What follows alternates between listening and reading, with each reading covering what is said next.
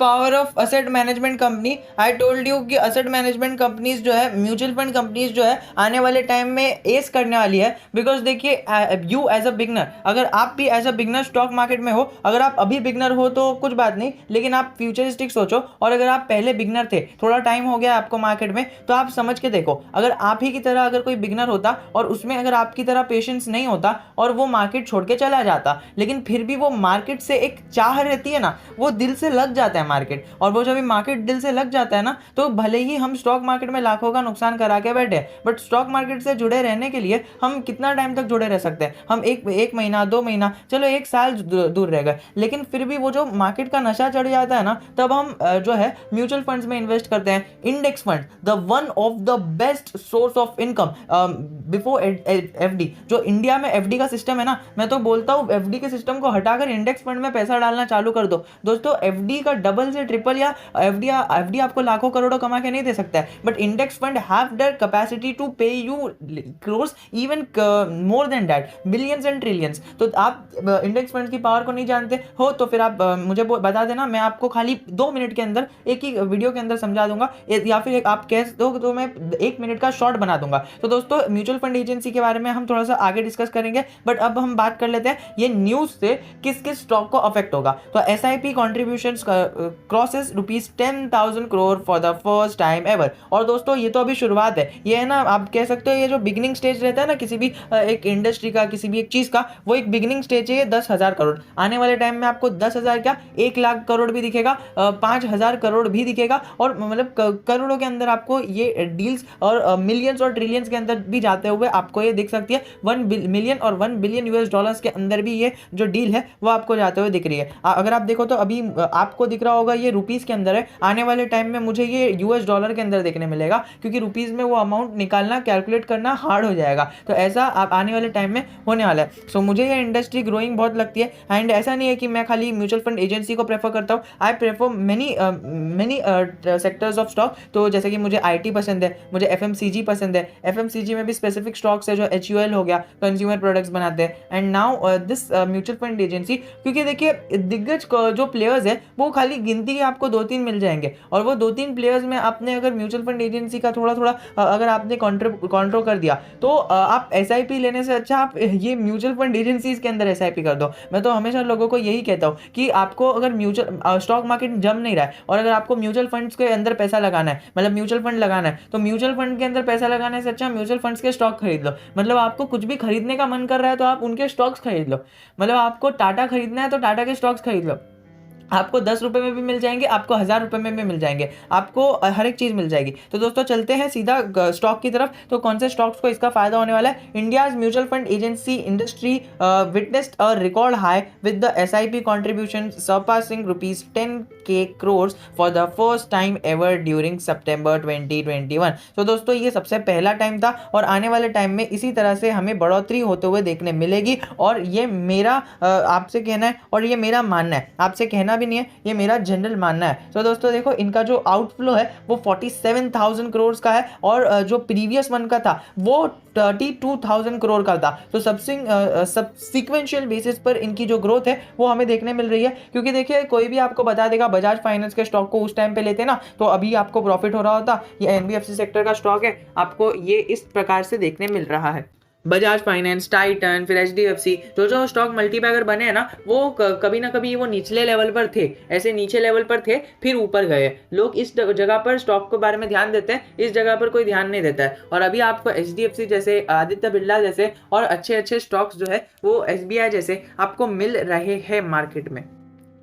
और ये जो है इक्विटी इन्फ्लो, ये सारी चीज़ें मैं डिस्कस नहीं करूंगा, वो आप खुद ही आके यहाँ पर पढ़ लेना। जो चीफ एग्जीक्यूटिव AMFI से उन्होंने कहा, म्यूचुअल फंड की मंथली SIP जो है उसका कंट्रीब्यूशन 10,000 करोड़ के माइलस्टोन को अचीव कर चुका है। एंड यही जो मैंने आपको ये वीडियो के स्टार्टिंग में कहा ना, लोग अभी FDs को हटाकर, गोल्ड और रियल स्टेट को हटाकर, क्योंकि आपको पता है 2008 के बाद से जब ये रियल स्टेट के प्राइस गिरने चालू हो गए, टू बी स्पेसिफिक अराउंड 2012 के बाद से जो रियल स्टेट के प्राइसेस गिरने चालू हो गए, तब से लोगों का अभी इंटरेस्ट रियल स्टेट की तरफ से हटता हुआ देखने मिल रहा है। एंड गोल्ड आपको इन्वेस्टमेंट देगा, मतलब अच्छे रिटर्न्स देगा, बट गोल्ड से ज़्यादा रिटर्न्स आपको स्टॉक मार्केट दे सकता है, ये गारंटी रहती है स्टॉक मार्केट की। और अगर आप देखो तो FD तो बात ही मत मत करना, मुझे तो एकदम खराब लगती है वो। अभी हर एक बंदे की बात है, बट अभी लोगों ने एफडी को हटाकर म्यूचुअल फंड्स के अंदर इन्वेस्टमेंट करना चालू कर दिया। वाई? अब दोस्तों देखो, आप स्टॉक का सीधा नाम मत देख लेना, उसमें कुछ फायदा नहीं है। मैं आपको जो बता रहा हूँ ना, वो बातें अगर आप रखोगे ना माइंड में, तो आपको आने वाले टाइम में किसी भी स्टॉक के बारे में टारगेट्स, लेवल्स, ये सब पूछने की जरूरत ही नहीं पड़ेगी। बस आपको खाली एक ही चीज पता करनी रहेगी कि वो आपका टाइम, और वो टाइम अगर आप इस वीडियो के पीछे इन्वेस्ट करोगे, सो आई विल गारंटी यू कि अगर आप अभी तक देख रहे हो, मतलब आप में पेशेंस है, और अगर आप अभी तक वीडियो देख रहे हो, थोड़ा सा और आगे देख लोगे, आई गारंटी यू कि म्यूचुअल फंड एजेंसी के बारे में जो स्टॉक्स है उसके बारे में आपको आने वाले टाइम में एटलीस्ट 1 महीने तक तो किसी भी जो वीडियो है या फिर कोई भी नॉलेज को लेने की जरूरत नहीं पड़ेगी। तो दोस्तों, जब भी अगले महीने इसके कोई रिजल्ट आएंगे, जो अभी सितंबर क्वार्टर के आए, सितंबर मंथ के आए, तो वो पेश हुए हैं यहाँ पे, इसकी वजह से 10,000 करोड़ का इंक्रीमेंट आया है। अगर अगले महीने जब रिजल्ट आएंगे अक्टूबर महीने के सब, तो शायद मैं वीडियो बना के बता दूंगा। तो चलिए सीधा चलते हैं स्टॉक्स की तरफ। मैं आपको टॉप 5 बताऊंगा, फिर लास्ट में मैं अपना पिक बताऊंगा कि मुझे कौन सा फेवरेट लगता है। तो सबसे पहले चलते हैं एसबीआई म्यूचुअल फंड की तरफ। तो this is the biggest mutual fund in the top mutual fund in India. So आपको इसके अंदर अगर आपको जाना है, तो डेफिनेटली आप इसके अंदर डेफिनेटली अपनी पोजीशन बना के जा सकते हो। एसबीआई म्यूचुअल फंड भी आपको अच्छा रिटर्न्स देगा, बट मुझे परफॉर्मेंस के मामले में, मतलब परफॉर्मेंस के मामले में नहीं, मुझे जो परफॉर्मेंस देगा ना ये स्टॉक, मतलब जो आपको सिक्योरिटी देगा अपने स्टॉक्स की, मतलब ज्यादा नीचे नहीं जाएगा और ज्यादा ऊपर तो जाएगा, लेकिन ज्यादा नीचे नहीं जाएगा। तो आपको रिस्क को मिनिमाइज करना है अपने स्टॉक की जर्नी में। रिस्क मिनिमाइजेशन के लिए SBI mutual fund is the best. और वहीं पर अगर आपको एक भरोसा चाहिए एज अ कस्टमर, अगर आपका व्यू है, पहले तो मैं आपको व्यू बताता हूँ। अगर आपका व्यू है कि आपको भरोसेमंद जो म्यूचुअल फंड चाहिए जिसका रिस्क कम हो, तो आप इसके साथ जा सकते हो। जिसका रिस्क कम हो, मतलब आप इन्वेस्ट करो और आपको रिस्क कम रहे, तो आप एसबीआई म्यूचुअल फंड के साथ जा सकते हो। आपको मैं म्यूचुअल फंड बाय करने के लिए नहीं कह रहा हूँ, मैं आपको म्यूचुअल फंड के स्टॉक बाय करने के लिए कह रहा हूँ। तो वहीं पर अगर आप ऐसे इन्वेस्टर हो जिसको रिस्क कम लेना पसंद है, तो आप डेफिनेटली एसबीआई म्यूचुअल फंड वाले स्टॉक को पिकअप कर सकते हो। और वहीं पर अगर आपको ऐसा चाहिए, आप ऐसे इन्वेस्टर हो जो सबसे पहले कस्टमर सेटिस्फैक्शन देखता है, जिसका customer priority is the main word, कि कस्टमर प्रायोरिटाइज रहेगा एंड अच्छी सर्विसेज मिलेगी कस्टमर को। और जो कस्टमर का एक्सपीरियंस रहेगा, आपको लगता है कि कस्टमर के एक्सपीरियंस के डिपेंडेंस भी पर ही लॉन्ग टर्म में स्टॉक इफेक्ट करता है। So HDFC mutual fund is the best suited for you. और वहीं पर अगर हम बात करें जो एक आने वाले टाइम में एक अच्छा म्यूचुअल फंड साबित हो सकता है टेक्नोलॉजी के मामले में, तो NIM mutual fund is best for you, Nippon India mutual fund. तो इनके जो प्रमोटर्स है वो जापानीज है, एंड जापानीज दिमाग है दोस्तों। जापानीज दिमाग हर एक बंदे के अंदर है ना, कूट कूट के खूबियां भरी रहती है, जो बिजनेस करना भी जानते हैं, बिजनेस के साथ साथ टेक्नोलॉजी का अगर मजा आ जाए ना, तो वो अलग ही लेवल पे चले जाता है। तो अगर आप ऐसे बंदे हो जिसको टेक्नोलॉजी से रिलेटेड पसंद है कि टेक्नोलॉजिकल एडवांसमेंट कंपनी में जितना होगा उतना ज्यादा अच्छा परफॉर्मेंस स्टॉक देगा, सो आप डेफिनेटली उस कंपनी के साथ जा सकते हो जिसका नाम NIM म्यूचुअल फंड है। और डिस्क्लेमर देना चाहूंगा, मैं जो भी म्यूचुअल फंड अभी आपको बता रहा हूँ, जैसा कि मैंने आपको रिस्क मिनिमाइजेशन के लिए SBI बताया, फिर बाद में ये दूसरा वाला कौन सा बताया मैंने आपको, HDFC, जो आपको एक सिक्योरिटी देगा कस्टमर के पॉइंट ऑफ व्यू से, और NIM में टेक्नोलॉजी आपको मिलेगी। ये सारे स्टॉक्स आप किसी को भी स्टॉक को पिकअप कर सकते हो। मतलब ये तो ऐसे तो आपको ये लंबी लिस्ट मिल जाएगी। ये लंबी लिस्ट में से मैं आपको 4 ऐसे स्टॉक्स पिकअप करके दे रहा हूँ जो मेरे हिसाब से आप कोई भी उठा लो आपको फायदा मिल जाएगा, लेकिन अगर आप अपनी सहूलियत के हिसाब से उठाओगे ना, तो आपको पसंद आ जाएगा। सो जैसा कि टेक्नोलॉजी के मामले में NAM Nippon India mutual fund के अंदर आप जा सकते हो। और जो आपको ग्रोइंग वाला म्यूचुअल फंड चाहिए, मतलब आपको लगता है कि नहीं यार मुझे तो मल्टी बैगर म्यूचुअल फंड चाहिए, मुझे कस्टमर पॉइंट ऑफ व्यू से देखना नहीं है, मतलब हालांकि कस्टमर भी अच्छे हैं और टेक्नोलॉजी भी अच्छी है, और जो भी स्टॉक मैंने आपको बताया, जैसा कि मैंने HDFC बताया, इसका मतलब ये नहीं कि उसकी टेक्नोलॉजी खराब है और उसमें रिस्क नहीं है, लेकिन उसके अंदर जो फैक्टर आ जाता है ना, वो सबसे ज्यादा मेन फैक्टर आ जाता है कि आपको जो है वो स्टेबिलिटी ऑफ कस्टमर्स मिल जाएगा। सो दोस्तों ऐसा है कि अगर आप Birla Sun Life mutual fund के साथ जाओगे,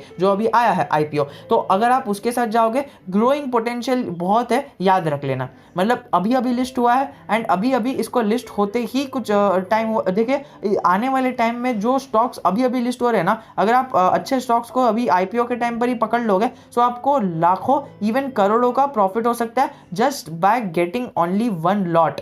अगर आपको एक लॉट भी मिल गया ना, तो आने वाले टाइम में आप ऐसे एज अ मिलियनर जियोगे, अगर आपने इसको 10 से 15 साल के लिए होल्ड कर दिया तो। अगर कोई अच्छा आपको IPO हाथ में लग गया तो। मैं ऐसा नहीं कह रहा कि कोई खराब आईपीओ ले लो, बट अगर कोई अच्छा आईपीओ आपके हाथ में लग रहा है so definitely hold for it, just like Paras Defence and just like Birla Sun Life mutual fund. अब वी डोंट नो कि आगे क्या होने वाला है Birla Sun Life mutual fund के साथ, बट जिस तरह की इसकी परफॉर्मेंस दिख रही है जेन्युइनली आई बिलीव कि अगर आपको स्टॉक की प्राइस से लेना देना है ना सो डेफिनेटली आप Birla Sun Life mutual fund को के साथ जा सकते हो। बहुत ही अच्छा स्टॉक है, और जो 4 स्टॉक्स मैंने आपको बताया चारों स्टॉक्स को जो है बेस्ट है, बेस्ट। ये चारों स्टॉक्स में से किसी भी एक स्टॉक को रैंडमली बाय कर लोगे डेफिनेटली आपको प्रॉफिट होगा, या फिर अगर आप ये चारों में से जो मैंने आपके सहूलियत के हिसाब से बताया, मतलब आपके माइंडसेट के हिसाब से बताया, सो उस माइंडसेट में कौन सी कैटेगरी में आप फॉलो होते हो वो भी देख लेना। एंड अगेन मैं आपको एकदम एंड ऑफ द वीडियो में कहना चाहूंगा कि अगर आप अभी तक वीडियो में बने हुए हो, आई थिंक कि आपको थोड़ी सी बात पसंद आ रही है,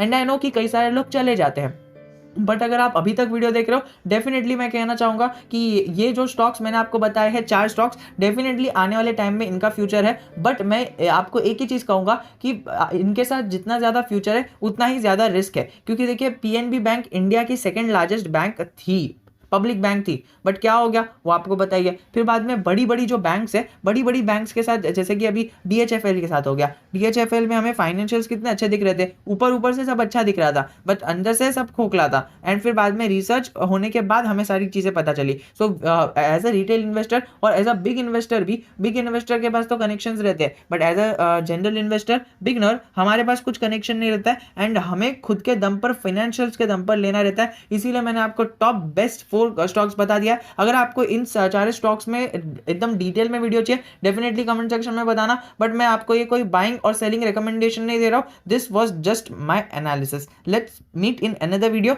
और उससे पहले जरूर कहना चाहूंगा कि आपको अगर टेलीग्राम चैनल के ग्रुप में ज्वाइन नहीं हुए हो सो डेफिनेटली ज्वाइन हो जाओ, क्योंकि वो एक गलती तो नहीं कह सकते, आप गलती तो नहीं कर रहे हो, लेकिन आप कुछ मिस कर रहे हो। जो एक एलिमेंट आता है ना स्टॉक मार्केट में, आपके जैसे ही कई सारे लोग होने चाहिए आपके माइंडसेट के, वो हमारा ग्रुप आपको प्रोवाइड करेगा, वो भी फ्री ऑफ कॉस्ट। आप हमारे चैनल पे ज्वाइन होगे, चैनल पे आपको डेली अपडेट्स आएगी और वहीं पर से आपको ग्रुप का लिंक मिल जाएगा, आप ग्रुप में ज्वाइन हो जाओगे। और हमारी यूट्यूब की जितनी भी फैमिली है वहां पर ऑलरेडी चैट कर रही है, तो वहां पर अगर आपको चैटिंग करनी है तो डेफिनेटली आप वहां पर हजारों लोग के साथ, अभी तो फिलहाल बहुत कम है लेकिन आने वाले टाइम में जितने भी हजारों लोग आ रहे हैं आप उनके साथ डायरेक्टली चैट कर पाओगे, आपको उनका एक्सेस डायरेक्टली मिल पाएगा। एंड वो एक इंपॉर्टेंट एलिमेंट आ जाता है किसी भी स्टॉक मार्केट इन्वेस्टर या फिर किसी भी एक सक्सेसफुल इंसान के लाइफ में, कि उसके लाइफ में लोग होने चाहिए। सो जय हिंद, जय भारत। हम किसी और वीडियो में मिलेंगे, और अगर कोई वीडियो आपको चाहिए तो डेफिनेटली कमेंट में बता देना।